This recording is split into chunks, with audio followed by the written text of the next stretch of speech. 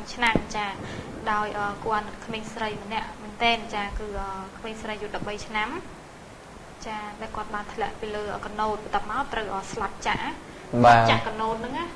ba chả con nâu cặp mỏng hay ba ô là thon mình tên ba tên cha chân cả nhà sông chôn phò miền ba Pisna đang đóng và khming srayอายุ 13 ឆ្នាំត្រូវស្លាប់ចាក់កាប់ស្លាក់ចាស្លាប់ចាក់កាប់ស្លាប់ចានៅក្នុងទឹកយ៉ាងអនាគធមនៅពេលដែលរូបនាងធ្លាក់ពីលើកាណូតចាក្មេងស្រីអាយុ 13 ឆ្នាំម្នាក់បានធ្លាក់ពីលើកាណូតដែលនាងកំពុងជិះចូលទៅក្នុងទឹកបណ្ដាលឲ្យស្លាប់ចាក់កាណូតចាកាប់ស្លាប់យ៉ាងអនាគធមនៅវេលាម៉ោង 3:10 នាទីរសៀល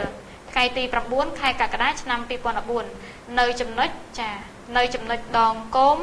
ស្ថិតនៅក្នុងភូមិឆ្នុកទ្រូឃុំឆ្នុកទ្រូស្រុកបរិបូរខេត្តកំពង់ឆ្នាំងចាលោកជាងសុវណ្ណរិទ្ធអធិការនគរបាលស្រុកសម្បូរបានសំទោសគឺស្រុកបរិបូរចាបាននិយាយឲ្យដឹងថាកុមារីរងគ្រោះមានឈ្មោះជាស្រីមីអាយុ 13 ឆ្នាំមានទីលំនៅនៅភូមិឆ្នុកទ្រូឃុំឆ្នុកទ្រូស្រុកបរិបូរមុននឹងកាត់ហេតុចានាងបានសម្បដាយបង្កើតទៅកាវលៀសកាវលៀសយ៉ាងម៉េចទៅលោកយើងទៅជោគលៀសលៀសតែយើងយកហាវញ៉ាំអញ្ចឹងចាទៅកាវលៀសចាជាមួយម្ដាយមីងជាមួយម្ដាយមីងរបស់នាងចាឈ្មោះលុនផានីអាយុ 54 ឆ្នាំរួមនឹងមនុស្សពីរនាក់ទៀតដែលរស់នៅក្នុងភូមិឃុំជាមួយគ្នាសរុបចាមានគ្នា4នាក់ចាក៏បានជិះកាណូតតែមួយចាប្រពន្ធដដែលបានបន្តទៀតថាក្រោយពេលដែលកាវលៀសបានហើយពួកគេក៏បានត្រឡប់មកវិញដោយក្មេងស្រីរងគ្រោះបានអង្គុយក្រោយគេលោកពេលដល់ចំណុចភូមិចំណុចដងគោមជាកន្លែងកាត់ហេតុក្មេងស្រីរងគ្រោះក៏បានទៅអង្គុយនៅផ្នែកខាងក្រោយហើយបានដឹកទឹកងូតបានដងទឹកងូតខណៈពេលដែលកាណូតកំពុងបើកកាត់ដងទឹកហើយកណូតហ្នឹងកំពុងតែបើកតែម្ដងអញ្ចឹងនេះខ្ញុំសូមបន្តទៀតរំពេចនោះក្មេងស្រីរងគ្រោះក៏បានរលដួលធ្លាក់ចូលទៅក្នុងទឹកហើយត្រូវនឹងស្លាប់ចាក់របស់កណូតកាប់ត្រូវចំក្បាលនិងស្មាបណ្ដាលឲ្យស្លាប់តែម្ដងភ្លាមនោះម្ដាយមីងបានបត់កណូតនាំគ្នារាវរកសពកុមារីរងគ្រោះព្រមទាំងដឹកយកមកលំនៅស្ថានដើម្បីធ្វើបុណ្យទៅតាមប្រពៃណីប្រភពដដែលក៏បានប្រាប់ដែរថាក្មេងស្រីរងគ្រោះពុំដែលទៅកាវលៀសម្ដងណាឡើយនេះជាលើកទី1ហើយដែលនាងបានសម្បដាយមីងនាងទៅជាមួយហើយក៏បានជួបនឹងគ្រោះថ្នាក់បែបនេះទៅនៅព្រឹកថ្ងៃទី 10 ខែកក្កដានេះមន្ត្រីនគរបាលស្រុកបរិបូរនិងសមត្ថកិច្ចមូលដ្ឋានបានពិនិត្យសាកសពនិងពិនិត្យកាណូតដែលបានសន្និដ្ឋានថាកុមារីរងគ្រោះត្រូវស្លាប់ចាក់កាណូតវាចំក្បាលនិងស្មាបណ្ដាលឲ្យរបួសហើយបានលង់ទឹកស្លាប់តែម្ដងបន្ទាប់ពីបានប្រគល់សពកុមារីរងគ្រោះទៅក្រុមគ្រួសារដើម្បីធ្វើបុណ្យទៅតាមប្រពៃណីព្រះពុទ្ធសាសនាផងដែរបាទនេះជារឿងគួរឲ្យអាណត្តិធម៌មែនតើបាទជារឿងថ្មីមួយទៀតបាទដោយកុមារីអាយុទៅតែ 13 ឆ្នាំឯងបាទដែលគាត់ត្រូវបានធ្លាក់ចូលទៅក្នុងទឹកតែយើងគាត់ជិះកណូតបាទយើងឃើញហើយកណូតនេះស្លាប់ចាក់ហ្នឹងដូចកបិតអញ្ចឹងបាទអញ្ចឹងតែពេលយើងធ្លាក់ទៅគឺមិននេះទេបាទព្រោះអាហ្នឹងដូចកបិតអញ្ចឹងបាទហើយយើងកម្លាំងម៉ាស៊ីនទៀតណាកញ្ញាបាទអញ្ចឹងគួរតែបងប្អូនដែលគាត់ប្រកបមុខរបរនេសាទឬក៏គាត់មានជាកណូតអីជាកណូតឆ្នៃអីចឹងណាកញ្ញាអញ្ចឹងគួរតែប្រុងប្រយ័ត្នហើយមេដាបិតាគួរតែមានគេថាការប្រុងប្រយ័ត្នបាទហើយបាទបានខ្ពស់ជាមួយនឹងក្មេងបាទគាត់នៅតូចអីចឹងគួរកុំបណ្ដោយអីគាត់ទៅអីចឹងបាទហើយបើសិនទៅចឹងត្រូវតែមើលគាត់អីចឹងឲ្យបានល្អចឹងនេះជាការធ្វើប្រហែសមួយដែល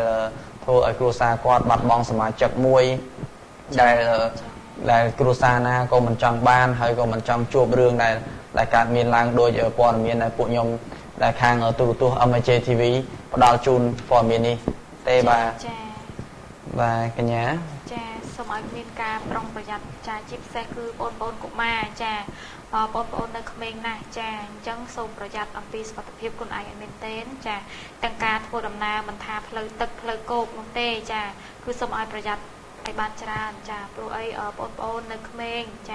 អញ្ចឹងគឺងាយរងនៅការប៉ះទង្គិចផ្សេងបាទ ในក្នុងនេះក៏នៅក្នុងកម្មវិធីយើងនេះក៏មាន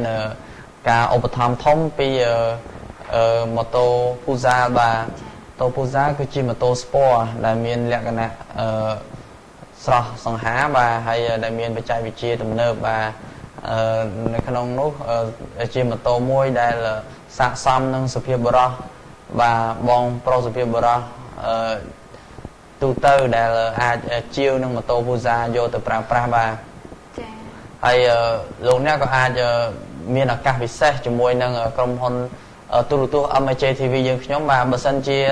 បងប្អូនដែលមានចំណាប់អារម្មណ៍ចង់បានម៉ូតូ Puzza ជាប្រភេទម៉ូតូ Sport បាទសូមទំនាក់ទំនងតាមMJ TV នឹងមានតម្លៃពិសេសជាងទីផ្សារបាទអញ្ចឹងបើសិនជាបង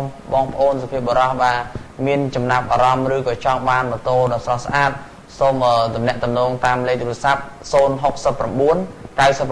55និង67និងមួយប្រព័ន្ធទៀតគឺ089 99 55និង67បាទចា៎ហើយអ្វីដែលជាពិសេសនោះគឺថាលោកអ្នកឡើងទៅលើម៉ូតូ Puzza ភ្លាមចាគឺមើលទៅឃើញលក្ខណៈរឹងមាំហើយស្រស់ស្អាតមែនទែនបើសិនជាពាក់ជាមួយនឹងមួកការពារទៀតហើយបើកបរគោរពច្បាប់ចរាចរណ៍ទៀតចាគឺមើលទៅគឺមានលក្ខណៈថ្លៃថ្នូរហើយនឹងស្រស់សង្ហាមែនទែនចាបាទចាហើយម្យ៉ាងវិញទៀតនាងខ្ញុំក៏សូមមិនភ្លេចទេចានៅអ្នកឧបត្ថម្ភកម្មវិធីចាគឺ AK Don Grammy ចាមជ្ឈមណ្ឌលកាយសម្ផស្សនិងថែរក្សាសម្ផស្សតាមបែបកូរ៉េផងដែរចាបើសិនជាអស់លោកអ្នកចាអស់លោកស្រីអ្នកនាងកញ្ញាចាមិនថាជាបុរសមិនថាជានារីចាជាពិសេសគឺបងស្ត្រីហើយនឹងវ័យដែលថាជាបងប្អូនដែលជាភេទទី3ចាបើសិនជាអន់ចិត្តនឹងរូបរាងរបស់ខ្លួនឯងចាសូមកុំអន់ចិត្តអីចាពីព្រោះអីនៅគណៈពេលនេះចា AK ចាគឺបានមកដល់ហើយនៅលើទឹកដីប្រជាណាចក្រកម្ពុជាចាគឺនៅលើរាជធានីភ្នំពេញយើងនេះតែម្ដងចាគឺដើម្បីថែរក្សានៅសម្ផស្សនិងកែចំណុចខ្វះខាតចាជូនដល់បងប្អូនប្រិយមិត្តចាទាំងអស់ដើម្បីឲ្យបានមានសភាពស្រស់ស្អាតចាស្រស់ស្អាតទាំងអស់គ្នាតែម្ដងចាក៏សូមកុំភ្លេចចាអញ្ចឹងទៅ AK ផងដែរចាដោយលោកអ្នកគ្រាន់តែខលមកនៅក្នុងគណៈពេលនេះចាគឺលោកអ្នកនឹងមានចាគឺខាងក្រុមហ៊ុន MJ TV របស់យើងខ្ញុំចានឹងបញ្ចុះតម្លៃជាពិសេសជូនដល់បងប្អូនប្រិយមិត្តដែលបានខលមកចាគឺរហូតដល់ 30% ឯណោះចាហើយ AK ក៏មានវគ្គកាត់កែនៅខ្ទង់ច្រមុះចាហើយបំខ្លាញ់ចេញពីរាងកាយដែលចាក់ Botox ចាវគ្គកាត់កែនៅទម្រង់ភ្នែកហើយនឹងចាក់បំពេញថ្ពាល់ចង្ការច្រមុះចាគឺផ្ទៃមុខតែម្ដងហើយនឹងចាហើយនឹងវះកាត់កែនៅទម្រង់ផ្ទៃមុខគឺបន្តឹងស្បែកមុខចាគឺបណ្ដោះនៅកោសិកាខ្លាញ់ចាហើយនឹងកែប្រែចាសុដន់ពីតូចទៅធំផងដែរចាគឺស្អាតទាំងព្រមតែម្ដងចាគឺពីចុងជើងដល់ចុងសក់ចាស្នេហ៍ចង់បាននៅរូបរាងស្រស់ស្អាតដូចតែសុដន់ពីតូចទៅធំផងដែរចាគឺស្អាតទាំងព្រមតែម្ដងចាអញ្ចឹងបើសិនជាអាដាមនៅគុទាវលោកស្រីនាងកញ្ញាដែលមានចំណាប់អារម្មណ៍ធំដែរចាមួយនឹងការស្អាតបែបអញ្ចឹងបើសិនជានៅហើយអាដាមនៅគុទាវលោកស្រីនាងកញ្ញាដែលមានចំណាប់អារម្មណ៍ធំដែរចាមួយនឹងការស្អាតបែបអញ្ចឹងបើសិនជា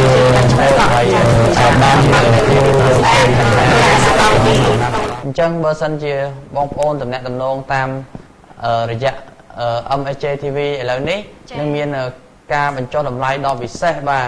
គឺរហូតដល់ 30% បាទបើសិនជាអស់លោកអាដាមលោកជំទាវលោកលោកស្រីនាងកញ្ញាបាទចង់បានព័ត៌មានច្បាស់អំពីការកែសម្ផស្សខាងលើនេះសូមតំណាក់តំណងតាមលេខទូរស័ព្ទ069 99 55និង67និងមួយប្រព័ន្ធទៀតគឺ089 99 55និង67បាទចា៎បាទនៅពេលនេះក៏ពេលវេលាក៏ដល់ទីបញ្ចប់ដែរហើយខ្ញុំបាទយីចន្ទរាចារួមទាំងនាងខ្ញុំបូស្រីនេះបាទក៏សូមខន្តីអភ័យទោសចំពោះការអត្ថាធិប្បាយឬក៏ការអានឃ្លាឃ្លោងណាមួយដែលឆ្គាំឆ្គងហើយ មានការខ្វះខាតក៏សូមការអភ័យទោសពីទូសង្គមជនបាទអញ្ចឹងនៅពេលនេះខ្ញុំបាទទាំងពីរនាក់សូមអរកាយគោរពលា ចាសូមអរគុណសូមជម្រាបលា